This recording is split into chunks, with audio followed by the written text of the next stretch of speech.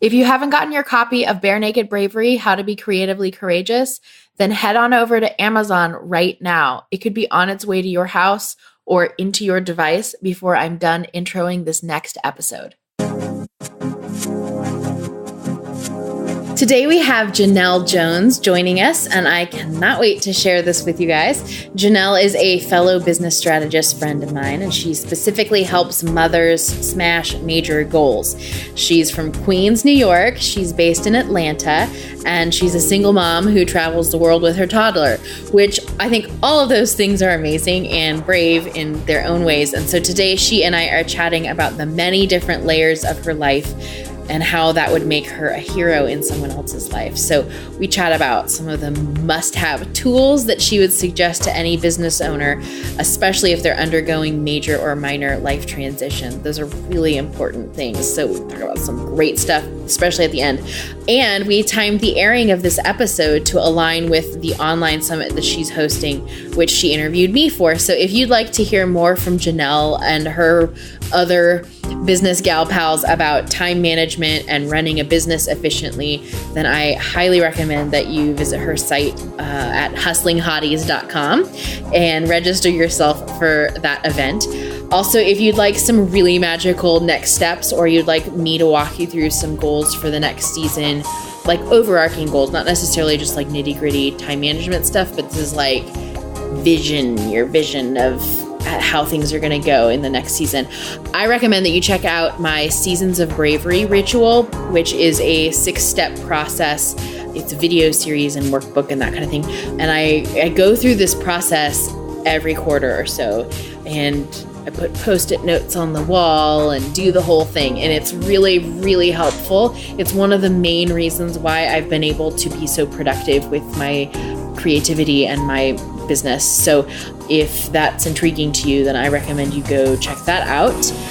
You can do that by going to emilyannpeterson.com/shop. And okay, that's it. I am so excited about this. So let's get on with the bravery. I give you Janelle Jones.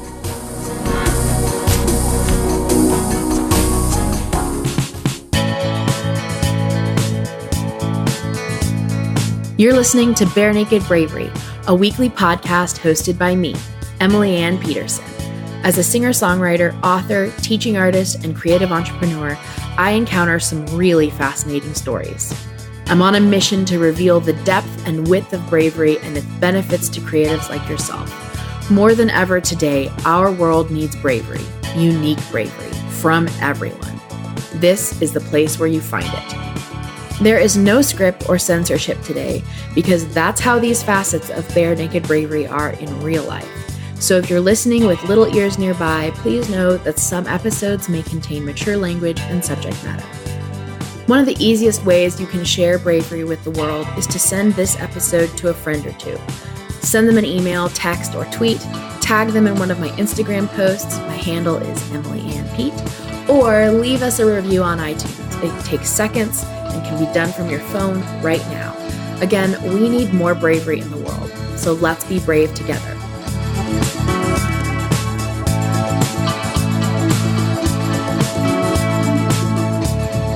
Are you ready for some Bare Naked Bravery?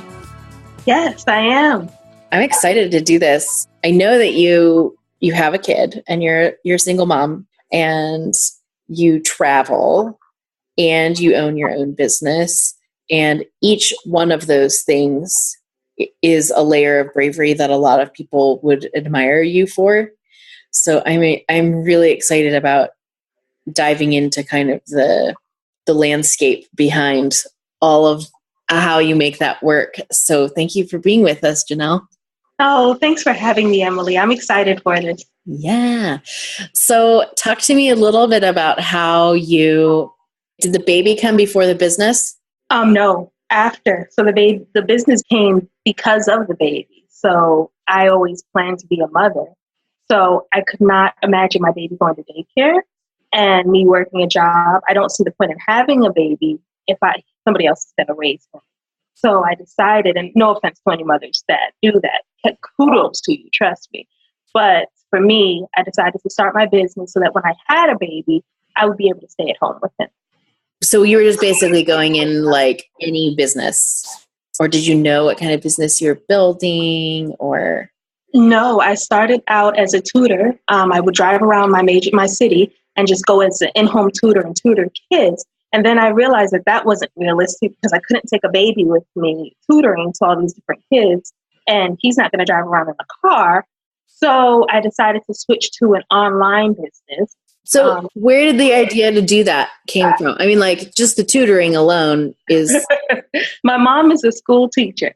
Okay. And so one of her coworkers asked me to homeschool her kids. And I had no idea that anybody even did this for a line of work. So there's a whole industry out here of homeschool teachers that teach kids in homes. So I started doing that, and word just spread like a wildfire. And I had a full-blown tutoring company at the end of the day, meaning me and 3 other tutors going around Metro Atlanta tutoring kids. And so that's how that got started.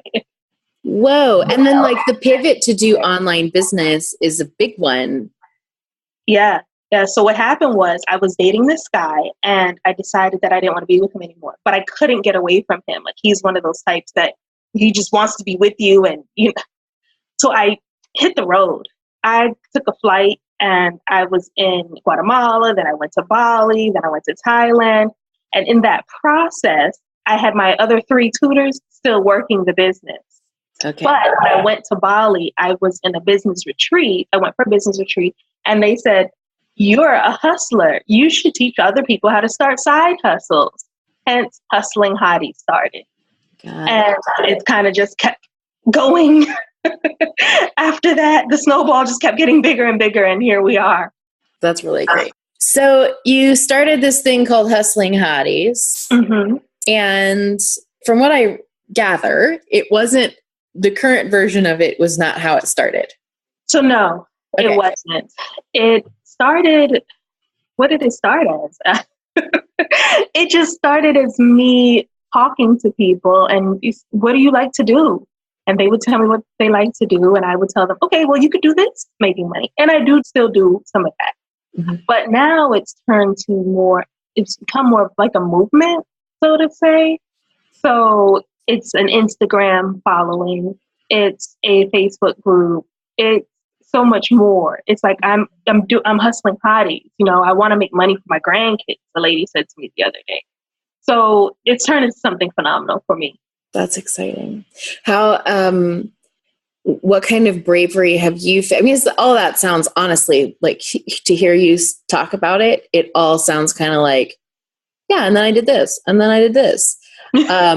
But what elements of that have summoned up the most bravery from you? Everybody keeps telling me that I'm brave. And to me, and the way that you just described that too, it's normal. All of it is just something that I just kind of have to do.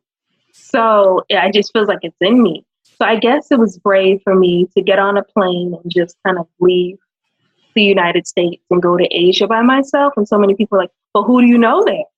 And it's like, nobody. So first of all, to put a placeholder, I think it's really hilarious that you did that because you're trying to avoid. And to be honest with you, that was 3 years ago. He's still calling me. Oh no. He hasn't figured out that it's not going to happen. Bless his little heart. So, well, let's talk about that because in Bare Naked Bravery, there are these 12 ingredients of bravery. Mm-hmm. And we use those 12 ingredients in the School of Bravery to make bravery easier as a business owner. A piece of that is being honest about your boundaries and being able to enforce those boundaries when the time comes. So talk to me a little bit about, clearly you were like, your method of enforcing the boundary was to get the hell away from the boundary so that you didn't even engage the boundary at all. Yes. So I have a boundaries issues. I do. I do not stick up for myself at all. This is something that, I deal with in my business. I deal with in my personal life. So yes, in order to create that boundary, because he was still showing up in my house, he wanted to go out on dates still, I just picked up and left. So, and then I got to the point, the next step was when I came back was to completely block him from my life, completely block his number and all that good stuff. It was just recently that he was contacting me on my website and emailing me that I was like, okay, let me just give him a little leeway and see what he wants. So of course, he wanted to date again. So the boundary went back up with me blocking the number. And I guess, yeah, you're right. That's an act of bravery to kind of just set up that boundary from him. So yeah. Yeah. And I wouldn't, like, by all means, like, I think that leaving the country and giving somebody the iron curtain of boundary with no explanation, because first of all, an explanation is not always needed. Mm-hmm. Even in a business environment, sometimes it's not even needed. So I think that those are really valid and appropriate choices, and for any given situation or for a given situation, depending on the right one. But how did you determine whether those were the right boundaries or the methods of enforcing that boundary? I mean, I love to travel. So it wasn't just that I needed to get away from it. Yeah. I love to travel as well. So this girl, she kind of pulled my neck and was like, we're going to Bali. And I was like, oh, okay. So she even put a deposit down on the trip for me and everything. And I was like, okay, I'm going to Bali. And so I just started making it a bigger trip than just a 4-day retreat, business retreat. I just said, I'm going to stay out there, kind of to just simmer him down and let him go and do what he needed to do. And I got to see that side of the world as well. So it's kind of like a little bit of both. And had your son was not born by that? He was not born. Okay. He's only 2. Because I know you still travel with him. So that's why I was asking about that timeline. So I just find it so fascinating that because I think this is part of like being creatively courageous, that you were able to enforce a boundary like an iron curtain and at the same time lean into the things that you wanted to do. Yeah. It's for me, it has to be a balance of both worlds. So it wasn't so simple as to just change the locks on my door, change my telephone number. I've had my number for 12 years. So for me, I'm not going to change my number for a man. So instead, I'd rather just pick up and fly halfway around the world instead. So it's what I love. So I do it.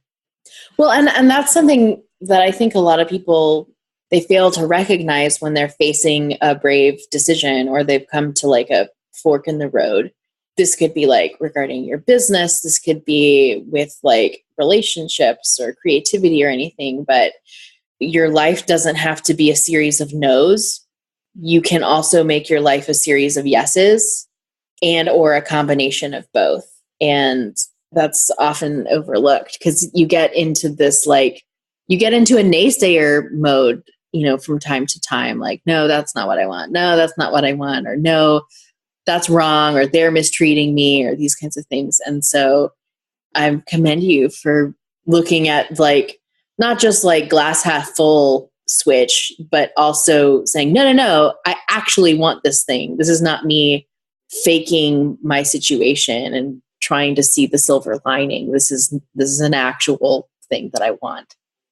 Yeah, so many times we don't say yes to ourselves and we put other people's needs and desires in front of our own. And I just find that if I say yes more to the things that I want and no to what other people are forcing upon me, I'm living more of the life that I want to live. Yep. Yep. It's so true. Okay. So then you went around to Bali, went and did a whole bunch of travel stuff. And how did a baby come out? I mean, obviously I know how a baby comes out. So in the time that I was traveling, a guy that I had dated several years before was contacting me and he was like, what are you doing over there? I want to see you. I miss you. Come home. And I stayed in Asia about 6 weeks. And finally I was a little homesick and he was talking about marriage and he wanted to settle down. And so I came home. And I saw him within a week of me arriving back home and I was pregnant that week. And then we just decided that it wasn't going to work, but I still wanted my son. So, and here he is. Oh, I love it. I mean, that's so cool. I also think like on like a mystical, universal level, like how cool I bet on some respects you were like you were pulled back home and somehow like, I don't know, there maybe must have been some like magnetic force with you and your son. No, he was meant to be here. That kid, like, I don't know what he's going to be in life. It's totally something scary. Anybody that meets him is like, where is this kid coming from? Yeah. Well, I mean, it's just in order for that to happen, in order for something as magical as intimacy, just period, like not even a kid, but intimacy, that must have been some really strong force for you to want to not only leave your home, a strong force to leave your home, but also a strong force to return back home from such a long journey. Yeah, I never even thought about it like that, but yeah. If when you put it that way, it sounds beautiful. Yeah. But yeah. We'll get back to the bravery at hand in a second, but I wanted to remind you that I first began having these conversations both on and off the podcast because I was curious about what bravery actually meant. If we could build it, if so, with what ingredients. And I was so curious, I turned my research and personal stories of experiences with feats of bravery into a book. That book is called Bare Naked Bravery: How to Be Creatively Courageous, and it's now available in multiple formats on Amazon right now. So go get yourself a copy of Bare Naked Bravery: How to Be Creatively Courageous, and after you read it, let me know what you think. What's been some of the bravery that you've faced being a single mom? Oh, that's tough. I mean, because you're a single mom, you're also a minority. You also are a business owner. You also, like, there's a lot of things that are stacked against you. And like, whoa. Yeah, it's tough some days. It's tough. I find it's more tough when he's sick. So kids get sick, and he's at home with me, but so the smallest little things, we'll go to a play area or something like that, he'll get sick and it's really bad. So when he's sick, I'm sick because we're kind of one and the same. So not having somebody to carry that burden with me is very, very difficult. And I think that's one of the most difficult things that I deal with is just having to deal with him when there's no one else and I need somebody else. Mm-hmm. So for the most part, we do fairly well, him and I, getting everything that we need to get accomplished. And, we mesh. He's my son, so we mesh really well. He's 2. So, of course, we have the terrible twos and all that goodness. And he's a boy. So I'm a woman raising a boy, and they are very interesting. So figuring out how to raise a boy to a man has been, fun. So I don't know. I just deal when you're put into situations, you kind of just have to deal. Yeah. And I've been a minority my whole life. I don't know how to be anything. I wouldn't expect that you would wake up and just not be one.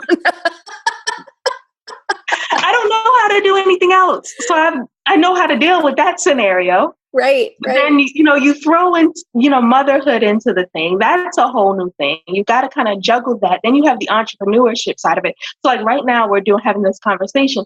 He's taking a nap.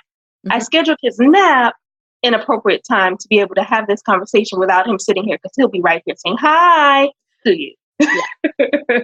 So it's all a matter of juggling everything and kind of just thinking ahead and making sure that you're planning everything. And I plan everything accordingly. Yeah. And I know something that both you and I do in our businesses and also with our clients is working on building systems that work, like that are really easy and that work. What would be what's been one of your systems tricks lately for your own business? Just some simple as scheduling links. Back in the day, even when I say back in the day, I mean even 6 months ago, I wouldn't have a scheduling link. I would just be like, okay, we're going to speak at this time. And then I wouldn't even put it on my calendar. So bad. So I would and then I would forget interviews and I would forget different things, calls that I was supposed to do.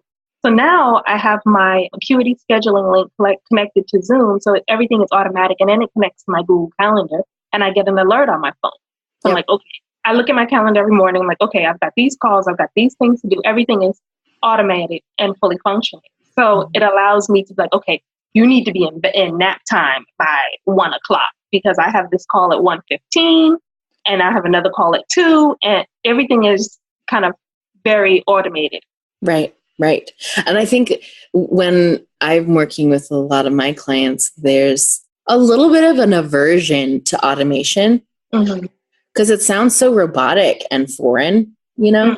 And then the thing is, they don't want to give up their babies. So it's like, if I'm not handling every aspect in this, am I really in business? Is everything taken care of? You don't want to let go. Sometimes people have to learn to just let go. So talk to me a little bit more about how that looks. So it's just like, this business is my baby. This is how I feed my child. I am not, what if the system that I set up doesn't work? And then I don't make money for the day. Well, then he's not going to be able to eat. And so that's the thought concept that we have to get past is like, okay, if I allow this thing to schedule my business out, then I can focus my brainwaves on something else. And I can handle the other aspects of my business that I'm actually genuinely really good at. Yeah. I've also noticed that automation doesn't have to happen with technology. It can also be as easy as just knowing that when you're done talking with a client, you still have 3 more things you need to do and you do them right away. Yeah. I was sitting right here is my to-do list for the day. Yeah. And I just jotted down before I got on the call with you. I just jotted down 3 more things I remembered that popped in my head that I need to get done. So I'm constantly, I have to have a paper and pen with me at all times to just physically write out my to-do list. I have mommy brain and it just kind of goes. So if I don't write it down, I just forget. Well, and I think, there's being able to trust a system, even if it's as simple as a to-do list. That is enough to let your brain relax and know that, okay, it's on the to-do list. I don't have to worry about whether it's going to get done or not because I have a system that is functioning and that is working for me.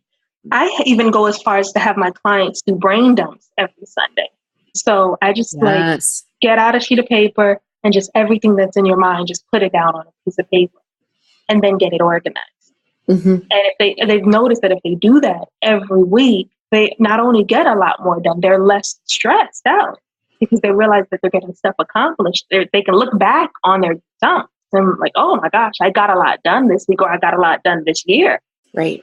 I also will do, whenever I write out a to-do list item, I'll put in parentheses how long I estimate that it's going to take.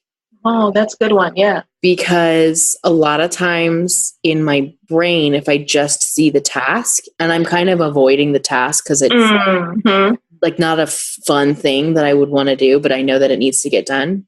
If next to the task, it says 10 minutes, it's like a reminder that's like, just get it over with and get it, just do the thing. Make the phone call, do the thing. Or if it's too long, like if it says 45 minutes, then I know, okay, well, I need to actually schedule this thing in. Yeah, I like that idea. That's a great one. And the other fun thing about that is that sometimes what you think, like the length of time that you think it's going to take is actually a lot shorter. Yeah. Like it actually you get those bonus minutes. Yeah. Yes. Which is I'm always for that quick nap. I'm like, if I can get that 10, 15 in, yeah.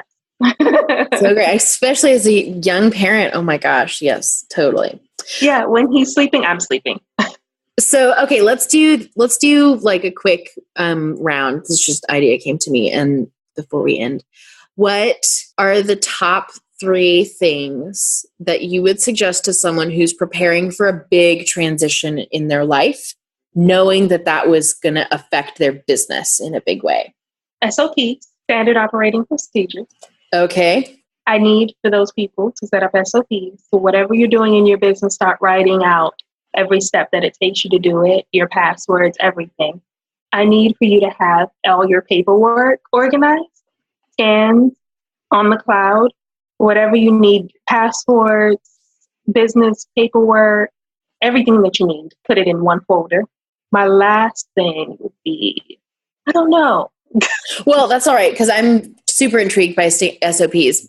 How would you get started? If you've never done an SOP, how would you get started with that? I would start with all the tasks, make a list of all the tasks that you do in your business. So for me, it's managing Instagram, managing Pinterest, connecting with clients, Facebook groups, all the different things that you do in your business.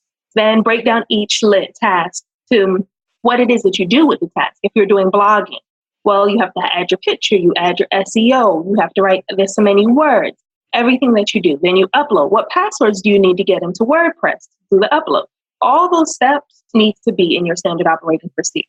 Mm-hmm. It's that simple. It's just breaking down everything that you do in each particular task so that if you need somebody to fill in, you need to hire somebody, here's my SOPs, read it. If you have any questions, let me know. Then we can look back at it and get, things going. Yeah. I have done because I don't have like a single document, I actually do all of my SOPs with video. Mm-hmm. And so I'll just record it's usually a task like publish a blog post or how to do a press release for me or something like that. And so I've just recorded myself doing it, like do a screen recording of myself doing it. And I talk to an invisible person while I'm doing it about like, okay, and then you're going to want to make sure that you don't forget these 4 things and this, da, da, da, da. So yeah, I have a series of videos like that in my folders with, just like training tutorials basically for my team, and so helpful to be able to just go like, watch this 10-minute video. There you go. This is exactly how I do it. That's definitely the way that you learn. I would also suggest getting those transcribed because some people may not be video people, so they may want to read what you have. And I did think of the third thing, an employee handbook. Yes. That's the third thing I would have. How do you handle customers? I would need that in the employee handbook. What are our customer service policies? What are our, refund policies? Everything is in the handbook. And I would say that organization, a manual of operation, and a handbook, those are things that, yes, they apply to business, but they also apply to life in general. So I was just talking about this with one of my clients that I love listening to the podcast Dear Sugar with Cheryl Strait, her co-host. Great podcast. They did an episode on emotional labor, which is if you're in a spouse relationship, there's oftentimes one of the spouse or the other, for different reasons, is doing emotional labor that the other spouse is not aware of. Emotional labor being like, you do the laundry. Well, it's not just doing the laundry. It's nagging the kids to pick up the laundry and put it in the bins. And then it's nagging the kids to put it away and knowing whether they put it away or not, or how to know that, all that kind of stuff. So that's emotional labor. It's not as simple as you just put it in the washer and dryer and you're done, Right. So if you are in a season of bravery and you're preparing for a season of bravery, you see it coming up, I think having a manual of operation, or at least just sitting down going like, okay, these are all of my tasks that I'm in charge of in life and in this relationship and in my business and in my creativity. Like these are all of my tasks, every single one of them. So it's not just your husband doesn't just get a bullet point. It's like your husband gets a bullet point and 8 sub bullet points because he's going to ask his golf buddies to come over last minute, and it's going to be fun and wonderful. And you want to be able to do that, but you also knowing that might be a wild card is a really powerful piece of knowledge. Yeah, 100%. And I want people to realize that they don't need to have fear in creating these things in their life. Totally. Because so many people hesitate. Like some people don't even have a will. So just as simple as that, I saw that they're creating wills on Groupon for $30. Yeah. So people are fearful of even creating these things in their lives and having those, those aspects taken care of. Scan all your credit cards, put them up in your your cloud, scan your driver's license, all of those things to prepare yourself for anything happening. Just if you think something is going to come up, make sure that you're prepared. Mm-hmm, mm-hmm. And you don't even have to scan it. You can just take a picture of it. Yeah. Take a picture of it. Yeah. I scan everything, but take a picture of it, upload it. Yeah, it's true. Well, I mean, those are some really just handy things. It's a little bit, like it takes a little bit of elbow grease to make it happen, but it's once you have those things in place, it's so worthwhile because it's easy to hire somebody, or it's easy to ask for help, or it's easy to understand what kind of help is needed. Once you get all those things listed out, you realize like, oh my gosh, you had your friends over every night of the week for the last 2 weeks. No wonder I'm exhausted. I've been making food for 10 more people than I was expecting to make, It's kind of like doing a lifestyle audit for yourself, It's really, really handy. And you realize how much you actually do when you make that list. It's like, wow, I'm amazing. I do a lot. Yes, it's true. Well, thank you so much, Janelle, for doing this. This is really fun, jamming on this stuff. I love this stuff. Me too. Yeah. Beyond your free Bravery Bundle, which is always available at emilyannpeterson.com/join, your brave takeaway from today's show is to get started with your own SOP, your standard operating procedure. Even if you just record yourself doing one recurring task this week, you'll be well on your way to reaching a level of organization that will empower your bravery in your life and in your business and creativity. I highly recommend that. And it's super easy to do, especially if you have the right tools to record those things. So I recommend using loom.com for recording your screen. Like if you're doing something in your browser to record something, I really like that tool. Also, voice memos just on your phone work really well. Okay, so we would love to hear all about your favorite parts of today's Bare Naked Bravery. You can find Janelle Jones and myself on Facebook, Twitter, Instagram, and all the other places. So go ahead and tag us so that we can cheer you on and see what you're up to. And I guess that's our show this week. I'm so grateful that you have stuck it out with us this episode. And I am so grateful that you choose bravery on a daily basis to practice. It's a really important thing. And if you have a friend or a family member who you think might enjoy listening to this episode, or perhaps some of Janelle's story, then please share it with them. And it takes like 2 minutes to leave a review in iTunes or on your podcast app. So that's part of spreading the bravery as well. If you are digging the music in today's episode, that's because it's brought to you by Lee Rosevere, and you can find out more about all the other artists, musicians, and other sponsors of the show by visiting barenakedbravery.com. I am so looking forward to being with you soon. We have some great things in store for you. So until then, I have one message for you. It's this: be yourself, be vulnerable, be imaginative, be improvisational, be brave, because the world needs more of your bare naked bravery.